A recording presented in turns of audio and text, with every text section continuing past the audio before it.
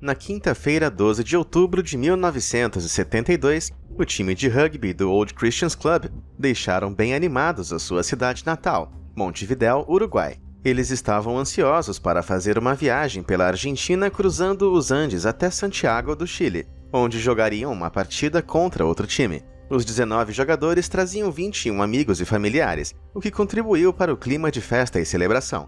Eles sabiam que seria uma experiência inesquecível, mas não tinham ideia de que essa viagem terminaria numa luta pela sobrevivência e os levaria a passar por tanta coisa que iria mudar a vida deles para sempre. A viagem de 1.338 quilômetros teria levado mais de 20 horas de estrada. Então a equipe decidiu alugar um avião turbohélice FH-227D da Força Aérea Uruguaia. Veio equipado com uma tripulação de 5 militares. O piloto, Coronel Júlio César Ferradas, tinha 5.117 horas de voo em seu nome, incluindo 29 voos cruzando os Andes. O voo pela Argentina foi tranquilo, mas à medida que se aproximavam das montanhas, o tempo piorou. Então decidiram passar a noite no Aeroporto Internacional de Mendoza, na base da Cordilheira dos Andes, na esperança de que as condições melhorassem. No dia seguinte, o tempo não havia mudado, mas eles não queriam atrasar ainda mais a viagem. O piloto tinha uma decisão importante a tomar. Ele poderia pegar a rota direta para Santiago, que ficava a apenas 196 quilômetros de distância, mas seria muito complicada, pois alcançava elevações de quase 26 mil pés, quando o máximo do avião era de 28 mil.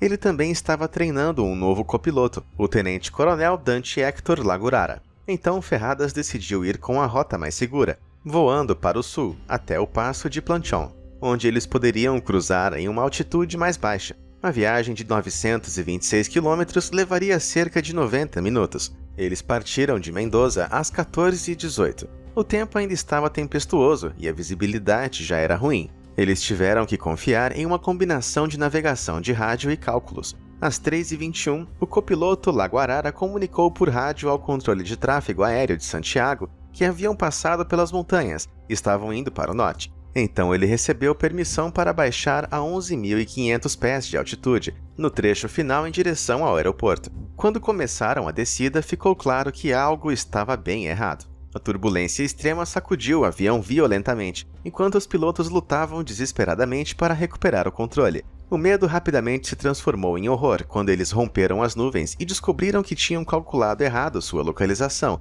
e ainda estavam nos Andes. Eles então nem sequer tiveram a chance de evitar a colisão. A aeronave atingiu a montanha com muita força, arrancando a asa direita e a cauda da fuselagem. A asa esquerda foi a próxima a se chocar contra o solo, enviando sua hélice contra o corpo do avião. Em seguida, a fuselagem atingiu o solo e derrapou como um tobogã antes de parar repentinamente contra um banco de neve. 7 pessoas foram atiradas para fora do avião durante a queda e seus corpos não estavam à vista. Dos passageiros e tripulantes que sobraram, 5 faleceram, incluindo o piloto e o único médico da equipe.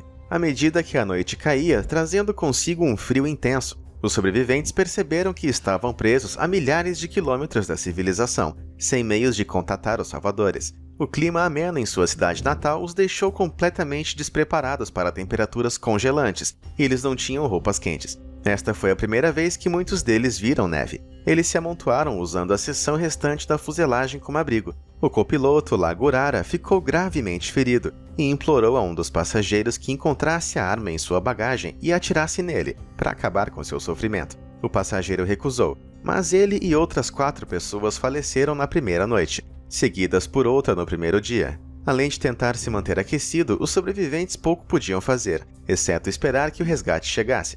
Eles foram capazes de ver aviões procurando por eles, mas como a fuselagem era branca, se misturou com a neve e era impossível ver do céu. Eles tentaram sinalizar por ajuda escrevendo SOS no topo do avião com o batom que pegaram dos destroços, mas foi inútil. Enquanto esperavam o resgate nos próximos dias, a sobrevivência se tornou uma luta constante. Eles juntaram a pequena quantidade de comida que conseguiram resgatar e racionaram tudo com vigor.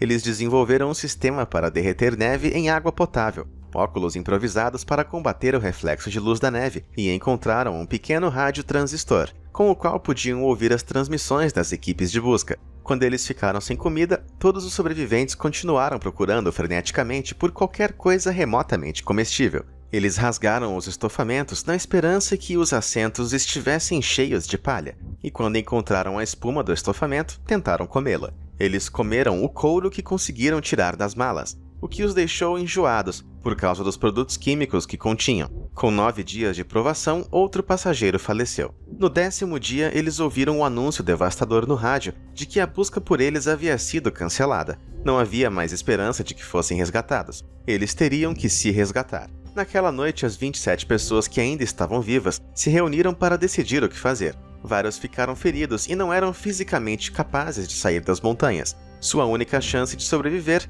era fazer com que uma ou mais pessoas saíssem das montanhas e encontrassem a civilização, o que seria impossível em seu estado gravemente enfraquecido de fome. Eles precisariam de algum tipo de comida para sobreviver. Esta foi a primeira vez que eles discutiram abertamente um fato horrível, que havia sido apenas sussurrado em pequenos grupos antes desse ponto. Havia apenas uma fonte de comida disponível: os corpos de seus amigos falecidos. Como católicos devotos, eles extraíram forças de um versículo bíblico de João, que diz: "Ninguém tem maior amor do que este de dar a alguém a sua vida pelos seus amigos." Então fizeram um pacto de que, se algum deles morresse, eles queriam que os outros consumissem seus corpos para que pelo menos alguns deles tivessem a chance de viver. Eles se sentiram confiantes de que seus companheiros falecidos teriam pensado o mesmo. Uma vez tomada a decisão, começaram a cortar a carne dos corpos de seus amigos em tiras longas e finas. Eles deixaram essas tiras congelarem e se forçaram a engolir a refeição bizarra de carne humana crua.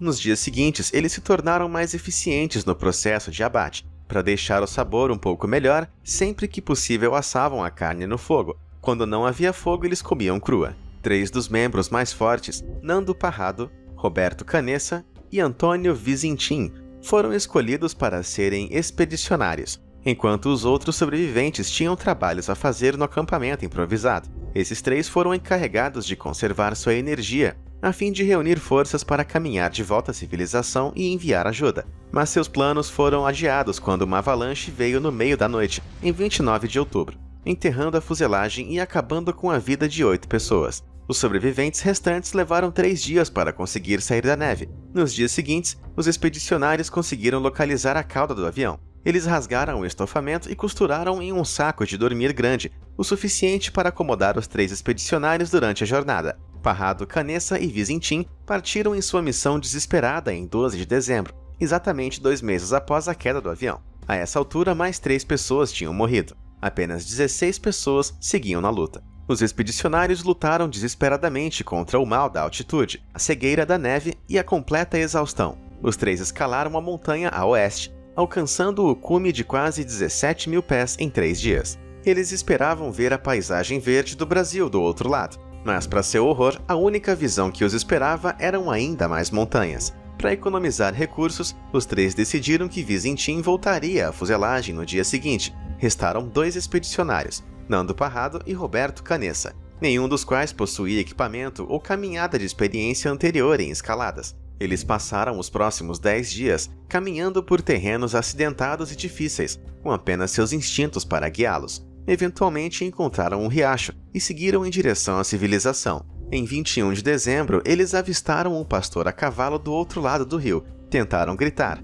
mas ele não conseguiu entender as palavras, por causa do barulho da água corrente. Parrado jogou-lhe um bilhete explicando sua terrível situação e perguntando quando ele voltaria para resgatá-los. O homem surpreso jogou 2 pães para eles, gritando uma única palavra em resposta do outro lado do rio: amanhã. No dia 22 de dezembro, os helicópteros retornaram e Parrado os guiou até a fuselagem, onde os outros 14 sobreviventes estavam esperando. Os helicópteros não conseguiram transportar todos de uma vez, então 6 deles foram resgatados aquele dia, e uma pequena equipe de médicos foi deixada para trás, para cuidar dos outros 8 em sua última noite no local do acidente. Na manhã de 23 de dezembro, 72 dias após o acidente, os últimos sobreviventes foram resgatados. Todos estavam gravemente abaixo do peso, mas não apresentavam ferimentos graves. Desde o início, eles falaram abertamente sobre sua experiência e pediram perdão às famílias de seus amigos falecidos. As famílias responderam com compaixão.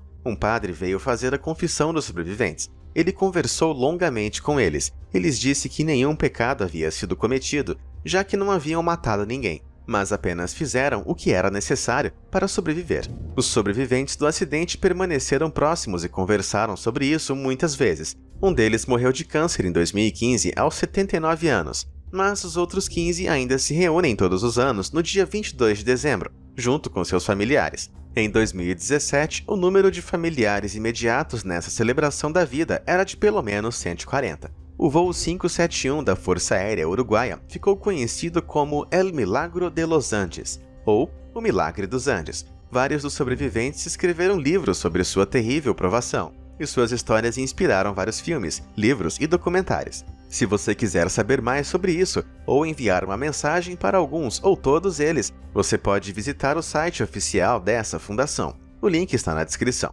E aí, qual é a sua opinião sobre a antropofagia? Você acha que teve um bom motivo nesse caso? Ou nem tanto? Conta a sua opinião pra gente nos comentários. Obrigado por assistir, e até a próxima!